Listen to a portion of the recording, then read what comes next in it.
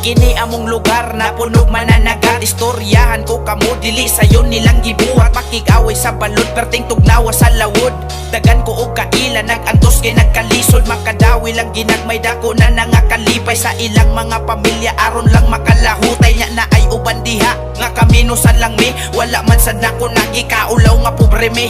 Lumad kong taga-baybay di na angay i-deny. Diri ko nagsugod og diri na ko mamatay. Wala na'y makapalaay kay busog na miskalipay. Maumbisa gasa ko padong dala na kong garbo sa baybay. Tunga simana sa lawod manguwa lang og isda. Dili pagyod masiguro nga naa sila'y kuha na ay ubanon ilang anak padong slahod. Daron matabangan ng ginikanang nagkalisod. Dirira na sa baybay ni mo makitaan. Dirira na sa baybay ni mo madunggan. Dirira na sa baybay ni mo masayran. Pero nagpadayon gyapon mi nga kusgan. Dirira na sa baybay ni mo makitaan. Dirira na sa baybay ni mo madunggan. Dirira na sa baybay ni mo masayran. Pero nagpadayon gyapon mi nga kusgan. Sa unang panahon gubot kay ni among lugar. Away diri, away dito perminti lagi magwar. Diri ko nakakatug nilabad sa mong lugar. Mga pobre lagi mi pero may gipantumar. Mga bata diri kibaw na mangita kwarta. Basta ni mo dunggo man ang paradayon sa kaila. Ang mga tiradas batanon magilaw sugba. Iniguman tuba-tuba day tirada.